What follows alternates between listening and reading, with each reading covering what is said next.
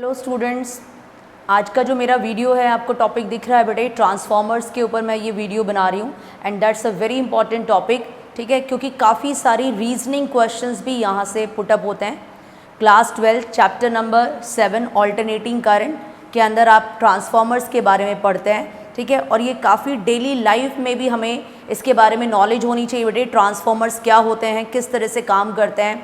तो बेटे एक एक पॉइंट मैं आपको इसके बारे में बताऊंगी, सो ध्यान से बेटे पूरे वीडियो को वॉच करते रहना। Every reasoning will be covered up in this video. ठीक है, every numerical will be solved out with the help of this video. So अगर आप वीडियो को प्रॉपरली देखेंगे तो सारी इन्फॉर्मेशन आप ट्रांसफॉर्मर्स के बारे में मिल जाएगी आपको। सबसे पहला बेटे जो मेन पॉइंट है जो मुझे आपको बताना है, पहला पॉइंट ट्रांसफॉर्मर्स के बारे में। सो बेटे नाम से ही पता चल रहा है ट्रांसफॉर्मर, यानी कि किसी चीज़ को ट्रांसफॉर्म करने का इनका काम है, यानी कि किसी चीज़ को ट्रांसफॉर्म कर रहे हैं। ट्रांसफॉर्म मतलब उसकी फॉर्म चेंज कर रहे हैं। ठीक है, ट्रांसफॉर्म करने का मतलब है उसकी जो फॉर्म है उसको चेंज कर रहे हैं। दैट मीन्स फॉर एग्जाम्पल अगर मैं आपसे कहूँ बेटे, पहली रीजनिंग जो यहीं से कवर होती है कि ट्रांसफॉर्मर AC ऑल्टरनेटिंग करंट के लिए यूज़ होता है और ये DC के लिए यूज़ नहीं होता है। ठीक है, ये मैं आपसे डिस्कस करने वाली हूँ बेटे इसी वीडियो में। एवरी पॉइंट हम यूज़ करेंगे बेटे। पहली चीज़, हम ट्रांसफॉर्मर AC के लिए यूज़ करते हैं, ऑल्टरनेटिंग वोल्टेज के लिए यूज़ करते हैं DC। ठीक है, जो DC करंट होता है, डायरेक्ट करंट को हम step up step down transformer का यूज़ करके नहीं कर सकते हैं। मेन पॉइंट तो ये मैं इसके अंदर वीडियो में ही डिस्कस करने वाली हूँ आपसे बेटे। अभी आप यहाँ देखिए बेटे, सबसे पहला की point, so transformer is a device, ठीक है, that is use to change the alternating voltage. Device, it is a device that changes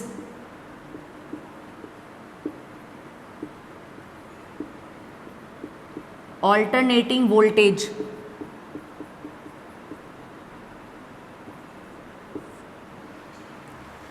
it is a device that changes the alternating voltage from low to high, from number 1 option low to high, number 2 option high to low। That means इस function के basis पर हम decide कर पाते हैं कि transformers जो हैं वो दो कैटेगरी के होते हैं। एक होता है स्टेप अप ट्रांसफॉर्मर, एक होता है step down transformer. The transformer which changes the low alternating voltage to high alternating voltage, यानी कि जो लो ऑल्टरनेटिंग वोल्टेज को हाई कर दे, बढ़ा दे।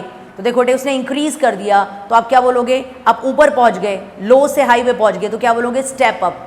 एंड देन अगर हाई वोल्टेज से आप लो पर आ गए तो आप जहां पर हैं उससे कम पे पहुंच गए तो क्या बोलेंगे, स्टेप डाउन। तो बेटे एक्शन जो वो परफॉर्म करते हैं उसके बेसिस पे इसका नाम है, यानी कि ट्रांसफॉर्मर को हम दो कैटेगरी में डिवाइड कर सकते हैं। That means point number 2। Again पहला पॉइंट, अगर आपसे पूछा जाता है भाई ट्रांसफॉर्मर क्या है, व्हाट इज अ ट्रांसफॉर्मर, तो आप क्या बताएंगे, it is a device that changes the alternating voltage from low voltage to high voltage और from high voltage to low voltage. ठीक है, लो से हाई भी कर सकता है, हाई से लो। लेकिन बेटे ये एक्शन जो है बेटे वो दो टाइप का ट्रांसफॉर्मर होता है हमारे पास में, यानी कि टाइप्स ऑफ ट्रांसफॉर्मर।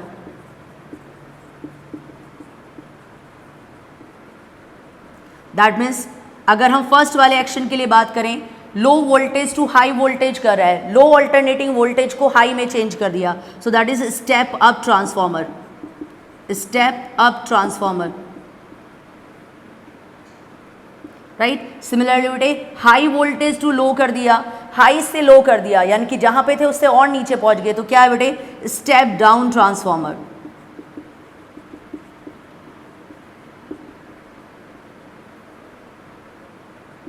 तो आप समझ सकते हैं बेटे स्टेप अप ट्रांसफॉर्मर क्या करता है बेटे, it changes the low alternating voltage to high, and step down it changes the high alternating voltage to the low alternating voltage value. So यानी कि लो वैल्यू को, लो ऑल्टरनेट वोल्टेज को high कर दे, ठीक है, लो वैल्यू से high value पे आपको पहुंचा दे तो क्या है बेटे, स्टेप अप। हाई वैल्यू से लो पे पहुंचा दे, स्टेप डाउन। ठीक है, अब इसका बेटे प्रिंसिपल क्या होता है, नेक्स्ट जो मेन पॉइंट है, प्रिंसिपल क्या है बेटे, mutual induction.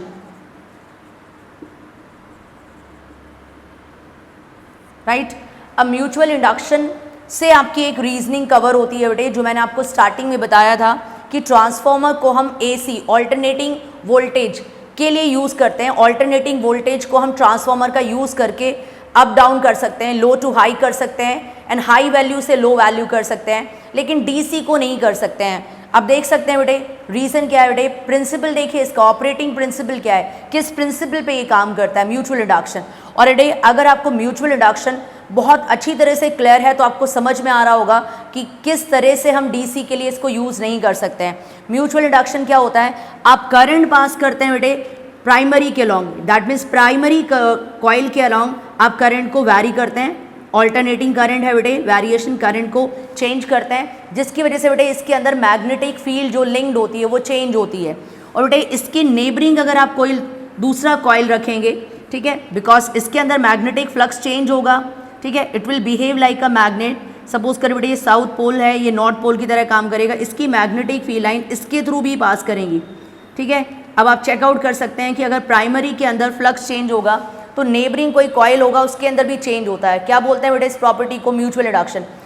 If the strength of current is varied in the primary coil then the magnetic flux linked with the secondary coil, neighbouring अगर उसको पास में रखा हुआ है, नेबरिंग कॉइल है, सो अगर प्राइमरी कॉइल के अंदर हम करंट की स्ट्रेंथ को चेंज करते हैं then flux linked with the secondary coil changes. So again कहानी देखना बेटे म्यूचुअल इंडक्शन क्या था, if the strength of current in the primary coil changes, strength of current in the primary coil changes, then the magnetic flux linked with the secondary coil also changes। magnetic field जो है first के अंदर change होगी तो neighbouring coil जो रखा हुआ है सेकेंडरी कॉइल उसके अंदर भी मैग्नेटिक फील्ड चेंज होगी। मैग्नेटिक फील्ड चेंज होने का मतलब मैग्नेटिक फ्लक्स चेंज होगा। सो प्राइमरी में हम चेंज कर रहे हैं उसकी वजह से सेकेंडरी कॉइल के अंदर फ्लक्स चेंज आ रहा है। According to Faraday's laws of EMI, especially if I am talking about Faraday's second law of EMI, क्या कहता है बेटे, EMF is induce change in magnetic flux with change in time.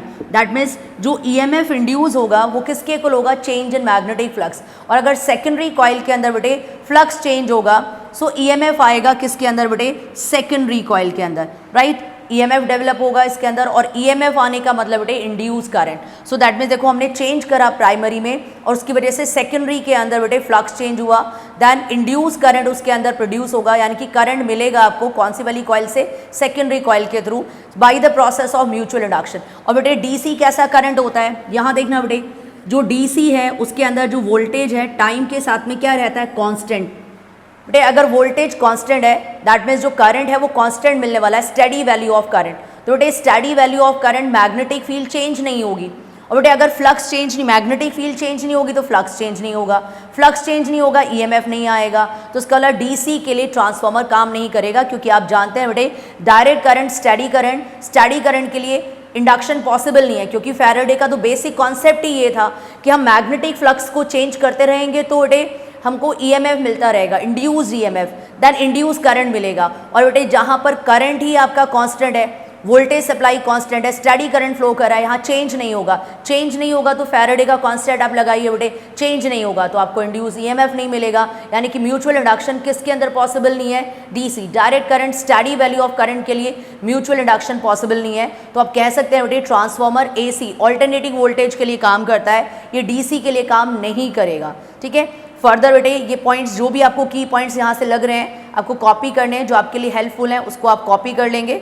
जो मैंने एक्सप्लेन किया था, ठीक है, ये एक्सप्लेनेशन दिया था, मैं इसको रब कर रही हूँ। सो की पॉइंट्स अभी आपको जो भी यहाँ पे दिखाई दे रहे हैं उसको आप स्क्रीनशॉट ले लेंगे और मैं फर्दर इसको और आगे लेके जाते हैं कि आगे हमें और क्या चीज़ें पढ़नी है। Take the screenshot. Okay students, next अब पहुंचते हैं बेटे हम इसके डायग्राम से, जिससे हमें काफ़ी सारी और इन्फॉर्मेशन मिलने वाली है ट्रांसफार्मर के बारे में। और हम 2-3 रीजनिंग इससे यहाँ से भी आंसर करेंगे कि सॉफ्ट आयरन कोर हम बेसिकली क्यों यूज़ करते हैं। एक बेसिक क्वेश्चन आता है बेटे डिफरेंट एग्जाम्स में, कॉम्पिटिटिव एग्जाम्स में भी, कि why soft iron core is used. उसके रीज़न या ऑप्शंस में भी आपको क्वेश्चन दे सकते हैं कि कौन कौन सी प्रॉपर्टीज़ हैं जिसके बेसिस पे हम सॉफ्ट आयरन कोर को यूज़ करते हैं, ठीक है, ट्रांसफार्मर के कोर के लिए। स्टील को यूज़ नहीं करते हैं, उसको अवॉइड करते हैं कि स्टील से बेटर हम सॉफ्ट आयरन कोर को लेके चलते हैं। तो अगर ये भी क्वेश्चन आपसे पूछा जाता है कि स्टील को हम यूज़ नहीं करते हैं core material, soft iron core को हम प्रेफरेंस देते हैं, तो उसका रीज़न क्या है, सब मैं आपको एक्सप्लेन करने वाली हूँ, एक एक पॉइंट ट्रांसफार्मर के बारे में आप चेकआउट करते रहिए बेटे। सबसे पहले मैं आपको ये बताने वाली हूँ कि 2 डिज़ाइन कोर का जो है बेटे एक ट्रांसफॉर्मर इस तरीके से भी आप देखेंगे, और स्पेशली जब एनसीईआरटी के अंदर आप डायग्राम्स देखेंगे तो ट्रांसफॉर्मर के लिए आपको 2 डायग्राम्स गिवन होंगे। सो ये सॉफ्ट आयरन कोर है, so this is the soft iron core. बेटे पहली बात बेटे ये कोई प्लेट नहीं है, दिस इज सॉलिड मटेरियल, यानी कि 3 डायमेंशन फिगर है, लेकिन बोर्ड पे आपको समझा रही हूँ तो ये 2 डायमेंशन लग रहा है। It is a solid block, ये पूरा ब्लॉक है, यहाँ पे बेटे एम्प्टी स्पेस है, ये एयर है, और ये पूरा ब्लॉक है सॉफ्ट आयरन से बना हुआ। ठीक है, आपने क्या किया बेटे, इधर जो है कॉपर के जो वायर्स हैं बेटे, जिसको हम प्राइमरी कॉयल सेकेंडरी कॉयल बोलते हैं, वो वाउंड कर दिया, और यहाँ से आप प्राइमरी के अंदर एसी इनपुट दे रहे हैं। दिख रहा है बेटे ये एसी का सिंबल है, तो यहाँ से इनपुट प्रोवाइड कर रहे हैं। So this is input, alternating input दे रहे हैं आप। ठीक है, अब यहाँ पर एक ये प्राइमरी कॉयल है, सो दिस इज, मैं एरो मार्क कर रही हूँ बेटे, दिस इज प्राइमरी, राइट, ये प्राइमरी कॉयल है। इधर आपके पास में एक और कॉयल आएगा जो आप यहाँ पर वाउंड करेंगे बेटे। ठीक है, सो दिस इज सेकेंडरी, और दोनों के अंदर बेटे टर्न्स का वेरिएशन रखना है आपको, यहाँ से आपको आउटपुट मिलने वाला है। So this is output, secondary का लॉन्ग मिलता है, सो आउटपुट यहाँ से मिलेगा बेटे। अब मैंने क्या किया, आपको साफ दिख रहा है बेटे, मैंने नंबर ऑफ टर्न्स में वेरिएशन लिया है, इसको मैं क्लियरली समझा देती हूँ बेटे। अगर आपको आउटपुट ज़्यादा चाहिए है, ठीक है, तो यानी कि जो डायग्राम मैंने यहाँ पे बनाया है किस टाइप का ट्रांसफॉर्मर है, दिस इज स्टेप अप। अब स्टेप अप को कैसे पहचानते हैं आप, यहाँ देखिए बेटे नंबर ऑफ टर्न्स कम है प्राइमरी में, जो प्राइमरी के अंदर नंबर ऑफ टर्न्स है उसको हम डिनोट करेंगे NP, दैट मीन्स रीड कर सकते हैं हम इसको, number of turns in primary. And similarly यहाँ देखेंगे बेटे तो दोनों का कंपैरिजन करिए, आपको दिख रहा है सेकेंडरी के अंदर प्राइमरी के कंपैरिजन में इस डायग्राम में टर्न्स ज़्यादा हैं। सो यहाँ पे जो टर्न्स हैं this is NS, number of turns in secondary, और क्लियरली दिख रहा है डायग्राम के अंदर कि number of turns in secondary are greater than the number of turns in primary. तो सेकेंडरी के अंदर जो नंबर ऑफ टर्न्स है बेटे वो प्राइमरी से ग्रेटर है। दैट मीन्स आउटपुट कहाँ से मिलता है बेटे, सेकेंडरी से। इनपुट कहाँ से देते हैं, प्राइमरी से। तो दैट मीन्स इनपुट के अंदर जो कंक्लूजन निकलता है, इनपुट के अंदर नंबर ऑफ टर्न्स लेस है एंड आउटपुट के अंदर नंबर ऑफ टर्न्स ज़्यादा है। ठीक है, तो ये कैसा टाइप का ट्रांसफॉर्मर है बेटे, स्टेप अप, यानी कि जो फाइनली वोल्टेज होता है वो नंबर ऑफ टर्न्स पे डिपेंड करता है। ये अभी मैं वर्किंग में आपको प्रूव भी कराऊंगी कि EMF जो आएगा बेटे वो नंबर ऑफ टर्न्स के क्या आएगा, डायरेक्टली प्रोपोर्शनल आएगा। तो आपको दिख रहा है बेटे यहाँ पे टर्न्स ज़्यादा है, so this is a step up transformer. Suppose करिए बेटे आप प्राइमरी में टर्न्स ज़्यादा लीजिए, ठीक है, और सेकेंडरी के अंदर नंबर ऑफ टर्न्स को रिड्यूस कर दीजिए, तो ये किस टाइप का ट्रांसफॉर्मर हो जाएगा, स्टेप डाउन। तो उसका मतलब बेटे स्टेप अप और step down number of turns decide करते हैं। दैट मीन्स अगर आउटपुट के अंदर नंबर ऑफ टर्न्स ज़्यादा हैं सो that is what step up transformer, और आउटपुट के अंदर नंबर ऑफ टर्न्स लेस हैं सो that is what step down transformer. Okay बेटे, ये डायग्राम किसका है, this is the step up transformer. अब इसमें सबसे मेन जो कॉन्सेप्ट आता है ये सॉफ्ट आयरन कोर के बेटे, अगर मैं आपसे बोलती हूँ 3 कॉसेस, मुझे ये 3 रीजंस इसके दीजिए कि ये हम क्यों यूज़ करें, 3 रीजंस दीजिए, मैं एक रीज़न नहीं, मैं आपसे 3 रीजंस पूछ रही हूँ कि सॉफ्ट आयरन कोर को हम क्यों यूज़ करते हैं, उसके 3 रीज़न बताइए बेटे। सबसे पहले मैं यहाँ दूसरा डायग्राम भी बना देती हूँ। अब क्या है बेटे आपके पास में ये दूसरा ऑप्शन है, जैसे आपने बेटे यहाँ पे जो वाइंडिंग्स हैं, ये प्राइमरी कॉयल, बिकॉज वाउंड करें तो वाइंडिंग्स भी बोल देते हैं इन कॉइल्स को, ठीक है, तो यहाँ पर है और यहाँ अलग अलग आपने वाउंड किया हुआ है। अब आपने क्या किया बेटे, प्राइमरी कॉयल जिससे इनपुट देना है उसको भी यहाँ पर वाउंड कर दिया। आप देख सकते हैं बेटे इसके अंदर मैं यहाँ से इनपुट प्रोवाइड करूँगी, सो दिस इज है इनपुट, यहाँ से इनपुट देंगे ऑल्टरनेटिंग, ठीक है, वोल्टेज यहाँ पर अप्लाई करेंगे इनपुट, और इसी प्लेस पर बेटे हमने सेकेंडरी कॉइल को भी वाउंड कर दिया। कॉपर कॉइल्स हैं, इंसुलेटेड कॉपर कॉइल्स हैं, और एक ही लिंब पर हमने दोनों को वाउंड कर दिया। आप देखो बेटे सेकेंडरी के अंदर नंबर ऑफ टर्न्स मैं ज़्यादा ड्रॉ कर रही हूँ, वो अलग बात है कि ड्रॉ होने के बाद में आपको लग रहा है कि समझ नहीं आ रहा है कि किसके अंदर टर्न्स ज़्यादा है किसके अंदर कम है। तो एक ऑप्शन हो सकता है कि प्राइमरी को हम ब्लू पेन से बनाएं और सेकेंडरी को रेड पेन से बनाएं, ताकि क्लियरली मेंशन कर पाएं कि प्राइमरी के अंदर टर्न्स हमने कम लिए थे, सेकेंडरी में ज़्यादा, या बेटे हम प्राइमरी में ज़्यादा लेके चल रहे हैं, सेकेंडरी कम। कोई भी 2 में से एक ऑप्शन ले लेना, या तो आप स्टेप अप लेके चलेंगे या स्टेप डाउन। अगर इक्वल टर्न्स होंगे तो फिर बेटे यूटिलिटी खत्म हो जाएगी ट्रांसफार्मर की, फिर वो क्या कर रहा है, वो स्टेप अप कर रहा है, स्टेप डाउन कर रहा है। नंबर ऑफ टर्न्स इक्वल होंगे तो फिर उसका यूज़ क्या रह जाएगा। सो बेटे या तो आप सेकेंडरी में टर्न्स ज़्यादा रखेंगे स्टेप अप ट्रांसफार्मर, या सेकेंडरी में टर्न्स कम रखेंगे प्राइमरी से स्टेप डाउन ट्रांसफार्मर, ठीक है बेटे। तो अभी यहाँ पे मैं सिर्फ समझा रही हूँ आपको, ठीक है, क्या कॉन्सेप्ट है। यहाँ से आपको आउटपुट मिलेगा, सो यहाँ भी सॉफ्ट आयरन कोर है, so this is what primary coil and this is what secondary coil, they are wound on the same limb, यानी कि दोनों एक ही जगह वाउंड किए हमने। अब यहाँ से अगर एक रीजनिंग पुटअप होती है, इट्स इंपॉर्टेंट क्वेश्चन, क्या पुटअप होता है बेटे, दिस इज बेटर, ये बेटर ऑप्शन है हमारे पास या ये बेटर ऑप्शन है। अगर मैं कोर के डिज़ाइन की बात करूं कि दोनों में से कौन से वाला बेटर ऑप्शन है और उसका रीज़न क्या है, तो उसके लिए सबसे पहले हमें ये समझना होगा बेटे कि ये सॉफ्ट आयरन कोर का क्या रोल है, यानी कि ये हमने क्यों यूज़ किया बेटे। इसके लिए मैं 3 पॉइंट्स आपको बता रही हूँ। पॉइंट नंबर 1, एक तो बेटे सॉफ्ट आयरन कोर आपका फेरोमैग्नेटिक होता है। आप कहेंगे स्टील भी फेरोमैग्नेटिक है, बिल्कुल करेक्ट है, यानी कि फेरोमैग्नेटिक मटेरियल है। अब फेरोमैग्नेटिक की क्या प्रॉपर्टीज होती हैं, ठीक है, ये भी मैं आपसे डिस्कस करने वाली हूँ बेटे। एक तो ये फेरोमैग्नेटिक मटेरियल है, दूसरा बेटे सॉफ्ट आयरन के लिए जो हिस्टेरेसिस लॉस होता है, ठीक है, हिस्टेरेसिस लॉस होता है वो बहुत कम रहता है। अगर आप ये नहीं जानते हैं हिस्टेरेसिस क्या होता है, हिस्टेरेसिस लॉस क्या होता है, तो मैं एनर्जी लॉस में डिटेल में डिस्कस करने वाली हूँ। सो वीडियो को वॉच करते रहिए। अभी मैं बेसिक बता रही हूँ, फिर मैं आपके एनर्जी लॉसेस को बेटे ट्रांसफॉर्मर के अंदर जो भी होते हैं उसको डिटेल में बताऊंगी, तो आपको पता चल जाएगा बेटे। सो बेटे less hysteresis loss,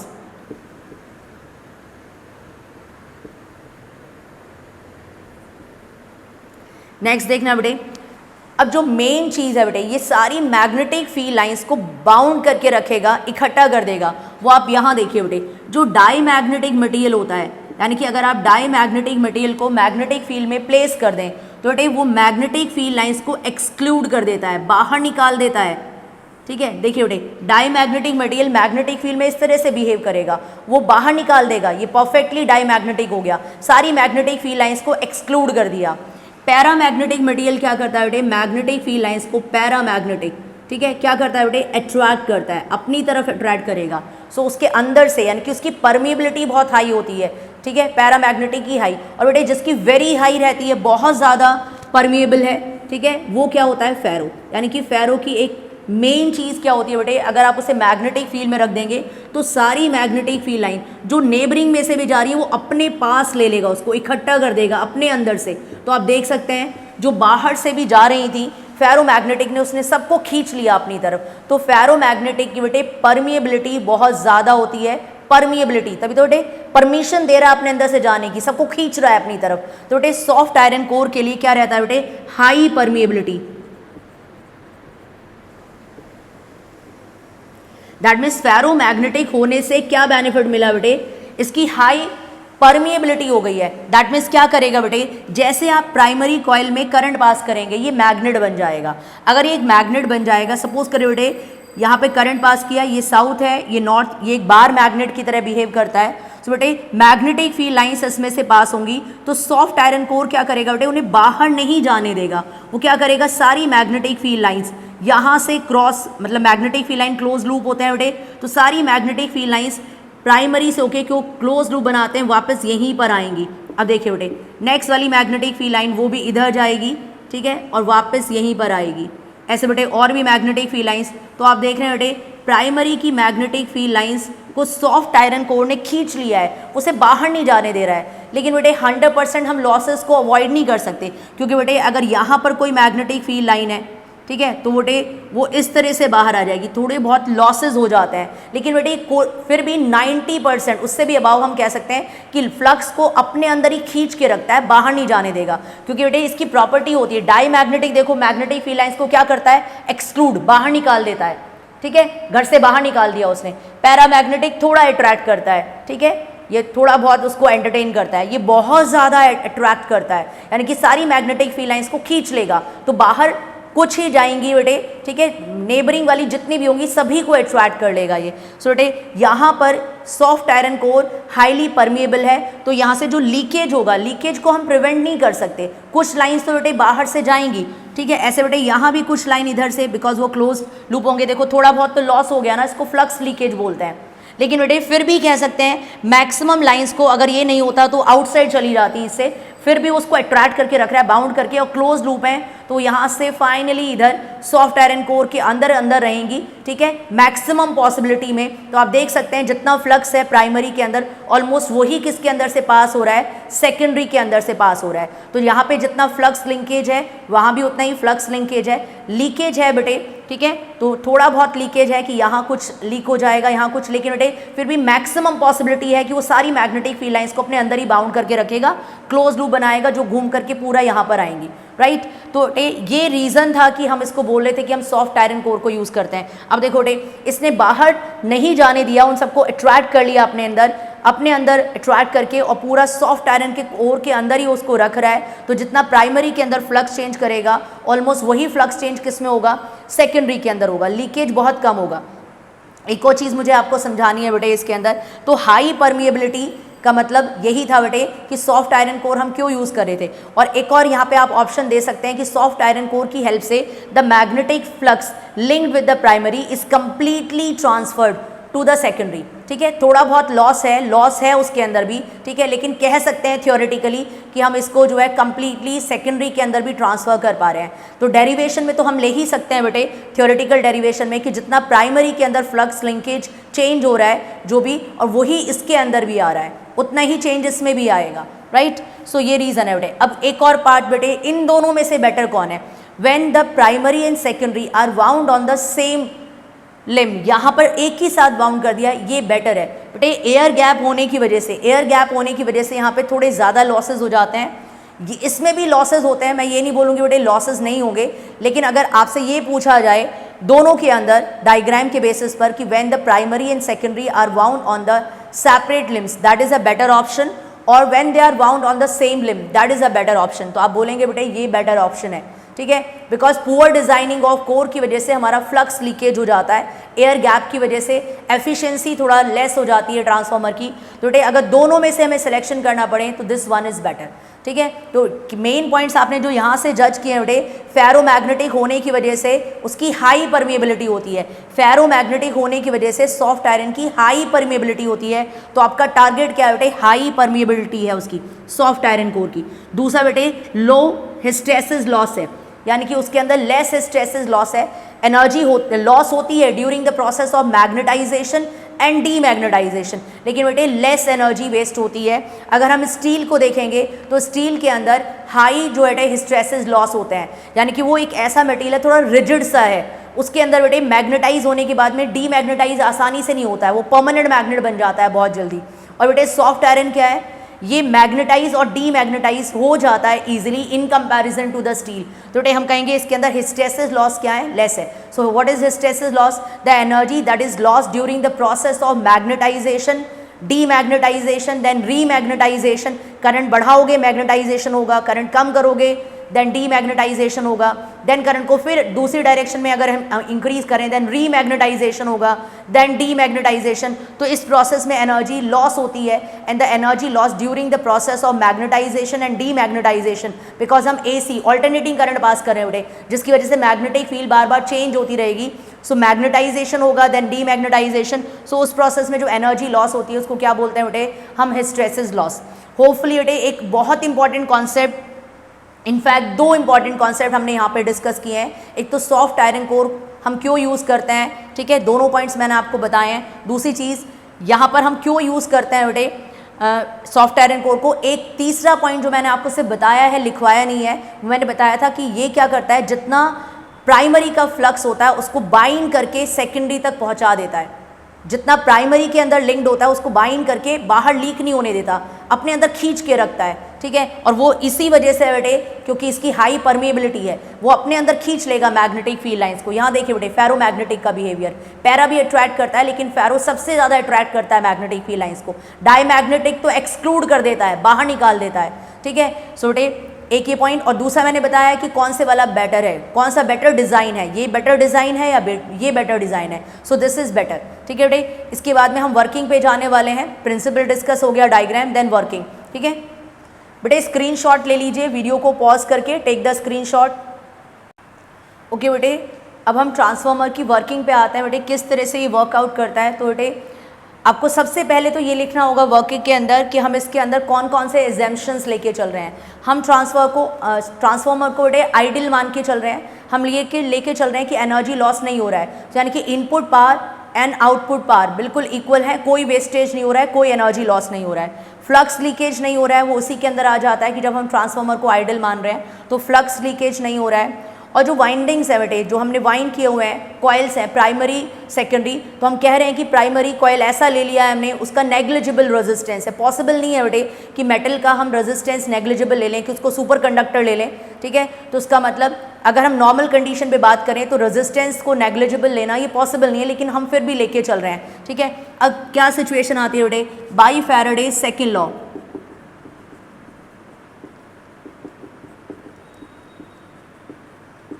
of EMI, Faraday का सेकेंड लॉ बेटे क्या कहता है, ठीक है। EMF किसके इक्वल होता है, minus rate of change of magnetic flux, ठीक है। और नेगेटिव साइन कहाँ से आता है बेटे, लेंज लॉ। ये लेंज लॉ ने दिया था, क्या बताया था, EMF की डायरेक्शन के बारे में। EMF की डायरेक्शन क्या होती है बेटे, to oppose the change producing it. अगर हम प्राइमरी कॉइल के लिए बात कर रहे हैं, फॉर प्राइमरी कॉइल,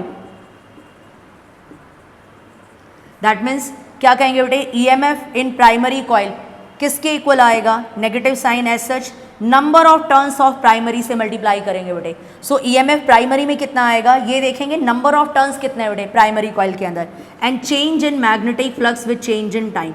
इसको इक्वेशन फर्स्ट। सिमिलरली बेटे for secondary, EMF in secondary coil is equals to negative number of turns in secondary से मल्टीप्लाई करेंगे, ठीक है। सेकेंडरी के अंदर कितने टर्न्स हैं, then change in magnetic flux with change in time. अब देखेंगे बेटे मैग्नेटिक फ्लक्स मैंने सेम लिया है, यही चीज़ तो हमने एज्यूम की थी कि फ्लक्स लीकेज नहीं हो रहा है, ठीक है। फ्लक्स लीकेज नहीं हो रहा है और सॉफ्ट आयरन कोर जितना प्राइमरी का फ्लक्स था उसी को वाउंड करके पूरा लिंक करके पहुंचा रहा है सेकेंडरी के पास में। हम ये मान करके चल रहे थे कि उसके अंदर कोई लॉस नहीं हो रहा है, और जितना प्राइमरी के अंदर फ्लक्स लिंक्ड है वही लिंक होगा किसके अंदर, सेकेंडरी के अंदर। किसकी हेल्प से, सॉफ्ट आयरन कोर की हेल्प से, जिसने सारी मैग्नेटिक फील्ड लाइंस को बाहर लीक होने से बचा लिया है। ऑल दो बेटे हमें पता है कि लीकेज होना है, ऐसा नहीं है 100% लीकेज को वो अवॉइड कर देगा, कुछ ना कुछ तो लीकेज होगा, लेकिन फिर भी लेट करके चल रहे हैं, सेम फ्लक्स लिंक्ड है। तो अब दोनों इक्वेशंस को डिवाइड कर दीजिए, on dividing second by first, equation second by first क्या आएगा बेटे, EMF in the secondary coil divided by the EMF in the primary coil is equals to, right side divide करिए बेटे, number of turns in the secondary, change in magnetic flux with change in time upon number of turns in the primary, change in the magnetic flux with change in the time. बेटे change in magnetic flux हम दोनों coil के अंदर मान रहे हैं कि same flux link है, जितना प्राइमरी में है वही सेकेंडरी में, तो बेटे ये कैंसिल हो गया, नेगेटिव साइन भी कैंसिल। तो आप कह सकते हैं बेटे EMF of secondary upon EMF of primary किसके इक्वल है बेटे, number of turns in secondary upon number of turns in primary. देखना बेटे मैंने सर्कल किया है, ठीक है, इसको क्लियर नहीं दिख रहा है बेटे, सो मैं इसको आगे यहाँ दिखा देती हूँ बेटे। अप साइड में क्या रिजल्ट आएगा, नेगेटिव से नेगेटिव कैंसिल हो गया था बेटे, फ्लक्स दोनों का लिंकेज क्या था, सेम था, वो भी कैंसिल हो गया। तो हम ये लिख सकते हैं EMF in secondary upon EMF in primary किसके इक्वल है बेटे, number of turns in secondary upon number of turns in primary. यही चीज़ थी बेटे जो मैं स्टार्टिंग में बता रही थी आपको कि जो EMF है वो नंबर ऑफ टर्न्स के डायरेक्ट आ रहा है, जिसके अंदर टर्न्स ज़्यादा होंगे, ठीक है, वहाँ पर आपको वोल्टेज ज़्यादा मिलेगा। अगर सेकेंडरी कॉइल में टर्न्स ज़्यादा होंगे तो उसका मतलब सेकेंडरी का वोल्टेज यानी कि आउटपुट का वोल्टेज ज़्यादा होगा, और प्राइमरी में टर्न्स ज़्यादा होंगे सो दैट मीन्स इनपुट का वोल्टेज ज़्यादा होगा। सो या जो EMF है बेटे यानी कि ऑल्टरनेटिंग जो वोल्टेज है वो नंबर ऑफ टर्न्स पे डिपेंड करता है। एक इक्वेशन तो ये आ गई, इसके फर्दर हम आगे और एक इक्वेशन निकालने वाले हैं, फिर हम उन दोनों को कंपेयर करके एक फाइनल इक्वेशन निकालेंगे जो वर्किंग में आपको पूरा लिख कर आना होगा। ये कंप्लीट लिखना होगा अलॉन्ग विद दीज एजम्पशंस, जो भी हमने एज्यूम किया है ये भी लिखना होगा, ये वर्किंग का पार्ट है बेटे, राइट। सो बेटे वीडियो को पॉज करके स्क्रीनशॉट ले लीजिए, take the screenshot. Okay students, working को आगे कंटिन्यू करते हैं, ठीक है। ये इक्वेशन हमने लास्ट डिराइव की थी तो मैंने यहाँ पे लिख दी है। अब हम फॉर आइडल ट्रांसफार्मर लेके चले बेटे, तो इनपुट पावर जो है और जो आउटपुट पावर है वो इक्वल आना चाहिए by law of conservation of energy. अगर हम उसको आइडल मान के चल रहे हैं कि उसके अंदर कुछ भी लॉसेस नहीं हो रहे हैं, सो ये कंडीशन आपके पास में रहना चाहिए बेटे, इनपुट और आउटपुट इक्वल रहना चाहिए। अब इनपुट आउटपुट इक्वल है तो पावर आप जानते हैं बेटे क्या होता है, is equals to V into I, voltage into current. ठीक है। और वोल्टेज की प्लेस पे हम ईएमएफ भी यूज़ कर सकते हैं, तो कह सकते हैं बेटे EMF of primary current of primary किसके इक्वल है, EMF of secondary current of secondary. Then बेटे इसको ले सकते हैं बेटे हम ईएमएफ और सेकेंडरी के अपॉन में ले जाइए प्राइमरी और करंट इधर ले जाइए, current of primary that means current of primary upon current of secondary किसके इक्वल है, EMF of secondary upon EMF of primary. अब आप इन दोनों इक्वेशंस को जरा चेकआउट करेंगे बेटे। अगर मैं इन दोनों इक्वेशंस को चेकआउट करूं तो आप देख सकते हैं ईएमएफ सेकेंडरी और प्राइमरी, ठीक है, यहाँ भी सेम है। तो एक इक्वेशन हम निकाल सकते हैं बेटे फाइनल दोनों को कंबाइन करके कि EMF of secondary upon EMF of primary, number of turns of secondary, number of turns of primary, और करंट के इन्वर्स आ रहा है। देखिए करंट के इन्वर्स है, ये ईएमएफ सेकेंडरी का है और करंट यहाँ प्राइमरी का है, ठीक है। यहाँ ईएमएफ प्राइमरी का है, करंट सेकेंडरी का है, यानी कि देखिए बेटे करंट के इन्वर्स आ रहा है। दैट मीन्स यहाँ पे क्या आ जाएगा बेटे, current of primary upon current of secondary. That means बेटे law of conservation of energy को अगर आपको ओबे कराना है, ठीक है, तो अगर एक चीज़ को बढ़ाएगा वो तो दूसरी चीज़ को कम भी तो करेगा ना बेटे। वोल्टेज बढ़ा रहा है, बढ़ाता रहेगा बेटे, कहाँ से लाएगा वो उतना कंटेंट, तो अगर एक चीज़ को कम कर रहा है तो यानी कि ध्यान रखना ट्रांसफॉर्मर जो स्टेप अप वाला है अगर वो वोल्टेज को बढ़ाता है तो करंट को कम कर देता है, एंड सिमिलरली स्टेप डाउन वाला अगर वोल्टेज को कम करता है तो करंट को बढ़ा देता है। ये सबसे मेन इंपॉर्टेंट चीज़ है जो यहाँ से कवर अप होती है। इसके बाद में एक और वीडियो मैं आपके लिए बनाने वाली हूँ बेटे, जिसके अंदर मैं इसके फर्दर और एनर्जी लॉसेस को डिटेल में बताने वाली हूँ, ठीक है। That is part 2। यहाँ से क्या समझ में आया, स्टेप अप वाला अगर वोल्टेज को बढ़ाएगा तो करंट को कम कर देगा, ठीक है, और बेटे स्टेप डाउन वाला अगर वोल्टेज को कम करेगा तो करंट को बढ़ा देगा। So that's important, watch out करिए बेटे, प्रॉपर नोट्स बनाइए, और बहुत जल्दी मैं सेकंड वीडियो भी आपके लिए डालूंगी बेटे, जिसके अंदर मैं ट्रांसफॉर्मर के और फर्दर डिटेल्स आपके सामने पुट अप करूंगी, जिससे आप बहुत आसानी से प्रिपेयर कर सकते हैं।